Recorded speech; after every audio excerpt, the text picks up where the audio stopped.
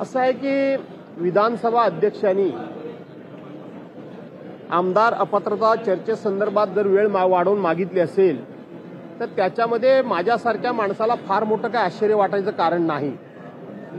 31 डिसेंबरपर्यंत हा कोणत्याही परिस्थितीमध्ये निर्णय द्या अशा पद्धतीचं एक प्रकारचे आदेश वजा त्या संदर्भामधल्या सूचना म्हणा आदेश म्हणा सुप्रीम कोर्टानं आपल्या महाराष्ट्र विधानसभा अध्यक्षांना दिलेले आहे। परंतु ह्या आमदार अपात्रता प्रकरणासंदर्भातून सुरुवातीपासूनची अध्यक्षांची भूमिका जर आपण बघितली तर हे प्रकरण तसंच पेंडिंग ठेवायचं अशी एकंदरीत अध्यक्षांची भूमिका सुरुवातीपासूनची होती आणि म्हणून आता 31 डिसेंबरपर्यंत जर निर्णय देऊ शकले नाहीत आणि त्याच्याकरता म्हणून ते मुदतवाढ जर मागत असतील सुप्रीम कोर्टाकडे तर त्याच्यामध्ये आश्चर्य वाटण्याचं कारण नाही। ते त्यांच्या कार्यपद्धतीनुसार त्यांच्या भूमिकेनुसार ते सुसंगत आहे। परंतु मला आश्चर्य एकाच गोष्टीचं वाटेल की 31 डिसेंबरच्या नंतर अध्यक्षांनी मागितलेली 3 आठवड्याची मुदत ही जर सुप्रीम कोर्टानं दिली नाही तर निर्णय तर 31 डिसेंबरपर्यंत होणार नाही आता दिसतंय। पुढे काय घडणार आहे आणि ते खूप मोठं आश्चर्यकारक असेल असं मला वाटतं।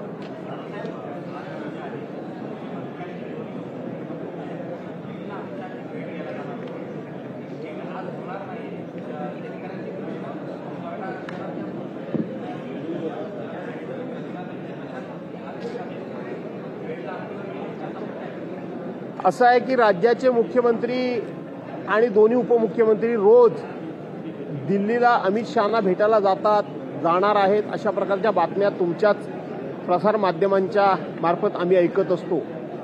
परंतु याच्यामध्ये काही नवीन नाही आहे। नवीन एवढंच आहे की ज्या एकनाथराव शिंदेनी शिवसेनेसारख्या पक्षामध्ये काम केलेलं आहे, हिंदू हृदय सम्राट शिवसेना प्रमुख मान्य बाळासाहेब ठाकरेंचं नाव घेतात आणि रोज सकाळ संध्याकाळ जर ते दिल्लीला मुजरा करायला जात असतील तर हा माझ्या महाराष्ट्राचा अपमान आहे। माननीय अजितदादा पवार हे नेहमी आम्हाला ऐकवून दाखवायचे किंवा विरोधकांना ऐकवून दाखवायचे आम्हाला कधीही दिल्लीला कुठलाही निर्णय घ्यायला जावं लागत नाही, विशेष करून ते काँग्रेसला सुनवायचे। आमची दिल्ली महाराष्ट्रातच आहे। आज ते अजितदादा सुद्धा रोज सकाळ संध्याकाळ जर दिल्लीला जात असतील तर शेवटी त्यांनी त्यावेळेला काय बोललं त्याचं स्मरण ठेवणं गरजेचं आहे आणि देवेंद्र फडणवीसांचा नाईलाजच आहे। त्यांना सकाळ संध्याकाळ दिल्लीला गेल्याशिवाय गत्यंतर नाहीये। त्यामुळं हे तिघे मिळून रोज दिल्लीला जात आहेत। हे निश्चितपणे महाराष्ट्राच्या स्वाभिमानाला, महाराष्ट्राच्या परंपरेला आणि महाराष्ट्राच्या सन्मानाला धक्का लावणारं काम आहे।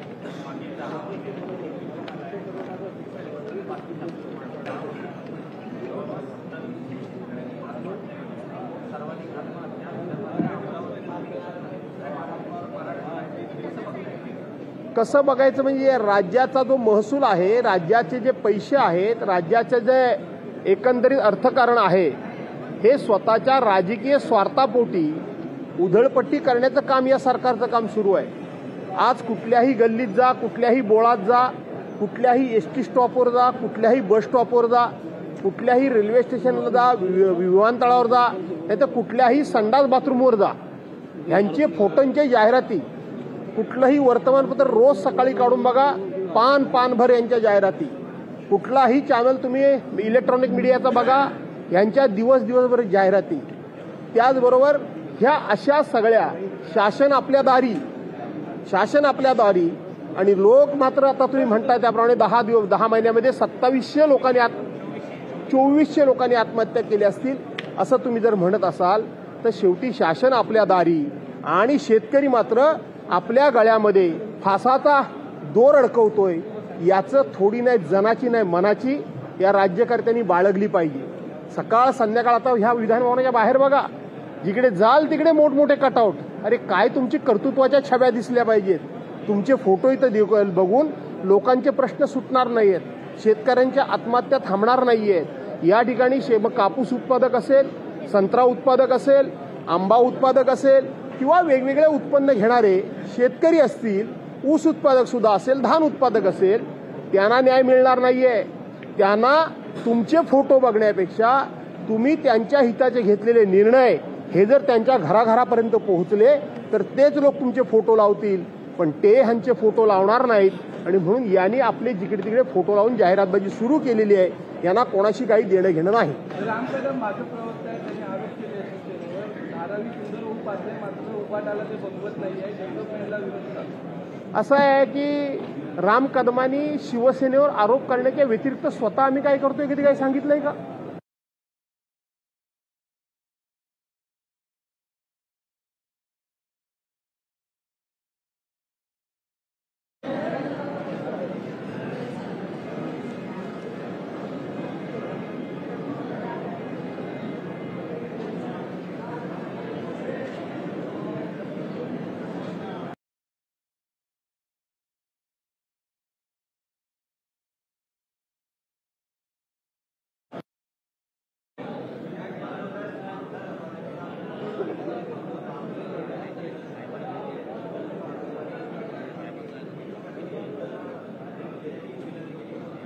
असं आहे की विधानसभा अध्यक्षांनी आमदार अपात्रता चर्चेसंदर्भात जर वेळ वाढवून मागितली असेल तर त्याच्यामध्ये माझ्यासारख्या माणसाला फार मोठं काय आश्चर्य वाटायचं कारण नाही.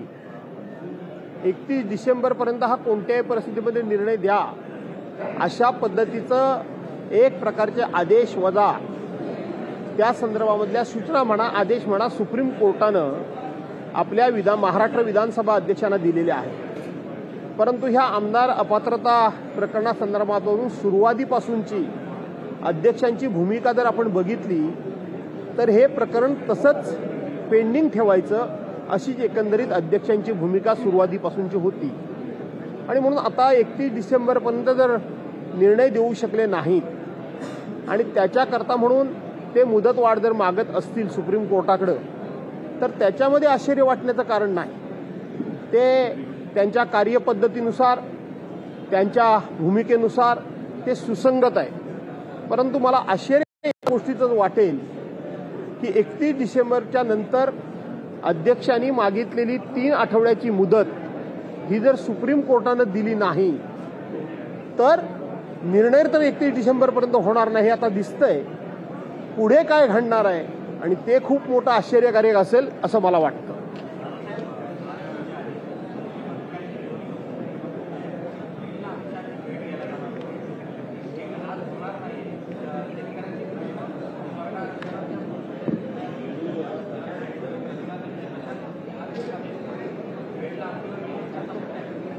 असं आहे की राज्याचे मुख्यमंत्री आणि दोन्ही उपमुख्यमंत्री रोज दिल्लीला अमित शहाना भेटायला जाणार आहेत अशा प्रकारच्या बातम्या तुमच्याच प्रसारमाध्यमांच्या मार्फत आम्ही ऐकत असतो.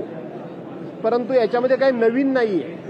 नवीन एवढंच आहे की ज्या एकनाथराव शिंदेनी शिवसेनेसारख्या पक्षामध्ये काम केलेलं आहे, हिंदू हृदय सम्राट शिवसेना प्रमुख मान्य बाळासाहेब ठाकरेंचं नाव घेतात आणि रोज सकाळ संध्याकाळ जर ते दिल्लीला मुजरा करायला जात असतील तर हा माझ्या महाराष्ट्राचा अपमान आहे. माननीय अजितदादा पवार हे नेहमी आम्हाला ऐकवून दाखवायचे किंवा विरोधकांना ऐकवून दाखवायचे आम्हाला कधीही दिल्लीला कुठलाही निर्णय घ्यायला जावं लागत नाही. विशेष करून ते काँग्रेसला सुनवायचे.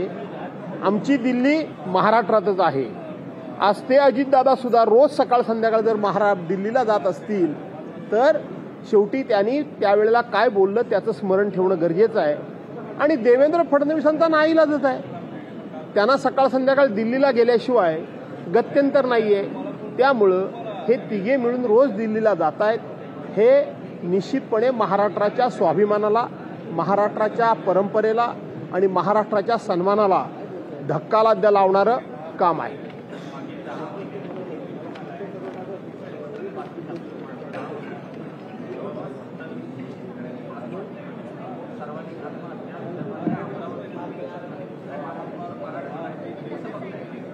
कसं बघायचं म्हणजे राज्याचा जो महसूल आहे, राज्याचे जे पैसे आहेत, राज्याचे जे एकंदरीत अर्थकारण आहे हे स्वतःच्या राजकीय स्वार्थापोटी उधळपट्टी करण्याचं काम या सरकारचं काम सुरू आहे.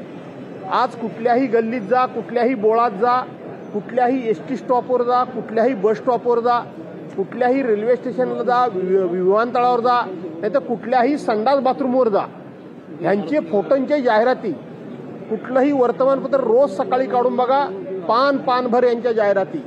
कुठलाही चॅनल तुम्ही इलेक्ट्रॉनिक मीडियाचा बघा, यांच्या दिवसभर जाहिराती. त्याचबरोबर ह्या अशा सगळ्या शासन आपल्या दारी आणि लोक मात्र आता तुम्ही म्हणताय त्याप्रमाणे 10 महिन्यामध्ये 2700 लोकांनी 2400 लोकांनी आत्महत्या केल्या असतील असं तुम्ही जर म्हणत असाल तर शेवटी शासन आपल्या दारी आणि शेतकरी मात्र आपल्या गळ्यामध्ये फासाचा दोर अडकवतोय. याचं थोडी नाही जनाची नाही मनाची या राज्यकर्त्यांनी बाळगली पाहिजे. सकाळ संध्याकाळ आता ह्या विधानभवनाच्या बाहेर बघा, जिकडे जाल तिकडे मोठमोठे कटआउट. अरे काय तुमची कर्तृत्वाच्या छब्या दिसल्या पाहिजेत. तुमचे फोटो इथं बघून लोकांचे प्रश्न सुटणार नाहीयेत, शेतकऱ्यांच्या आत्महत्या थांबणार नाहीयेत. या ठिकाणी कापूस उत्पादक असेल, संत्रा उत्पादक असेल, आंबा उत्पादक असेल किंवा वेगवेगळे उत्पन्न घेणारे शेतकरी असतील, ऊस उत्पादक सुद्धा असेल, धान उत्पादक असेल, त्यांना न्याय मिळणार नाहीये. त्यांना तुमचे फोटो बघण्यापेक्षा तुम्ही त्यांच्या हिताचे घेतलेले निर्णय हे जर त्यांच्या घराघरापर्यंत पोहोचले तर तेच लोक तुमचे फोटो लावतील, पण ते ह्यांचे फोटो लावणार नाहीत. आणि म्हणून यांनी आपले जिकडे तिकडे फोटो लावून जाहिरातबाजी सुरू केलेली आहे. यांना कोणाशी काही देणं घेणं नाही. राम कदम माझं प्रवक्ता आहे, त्यांनी आरोप केले शिवसेनेवर. धारावी सुंदर उपाध्याय मात्र उपाटाला ते बघवत नाही आहे, डेव्हलपमेंटला विरोध करतात. असं आहे की राम कदमांनी शिवसेनेवर आरोप करण्याच्या व्यतिरिक्त स्वतः आम्ही काय करतोय कधी काही सांगितलंय का? गेल्या 2 वर्षातली एक तरी राम कदमांची मला असं बाईट दाखवा की शिवसेनेवर टीका करण्याच्या पलीकडं राम कदमांनी आमचा पक्ष काय करतोय हे सांगितलेलं नाही. आणि म्हणून त्याच्यावर फार काय मला प्रतिक्रिया द्यावी असं वाटत नाही.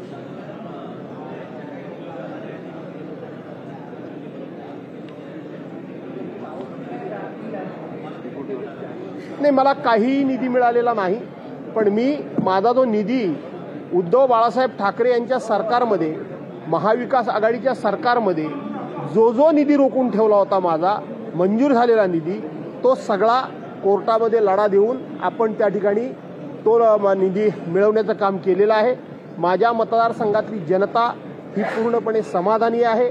कोकण हा स्वाभिमानी लोकांचा प्रदेश आहे आणि ज्या पद्धतीनं या विद्यमान सरकारच्या अपप्रवृत्तीच्या विरोधात, या विद्यमान सरकारच्या जुलूमशाही कारभाराच्या विरोधात, या विद्यमान सरकारच्या लोकशाही विरोधात जो काही कारभार त्यांचा चाललाय त्याच्या विरोधात आम्ही लढतोय. त्याचा अभिमान माझ्या कोकणातल्या जनतेला आहे, माझ्या मतदारसंघातल्या जनतेला आहे. त्यांचं स्पष्ट सांगणं आहे की एखादं काम मागे पुढे झालं तरी हरकत नाही, पण तुम्ही तुमचा स्वाभिमानी बाणा सोडू नका, आम्ही तुमच्या मागे आहोत. आणि म्हणून त्या मतदारांच्या बळावर मी एखादं काम झालं काय आणि नाही झालं काय याची फार चिंता बाळगत नाही. धन्यवाद. लोकशाही मराठी ऐका, पहा, जागरूक रहा.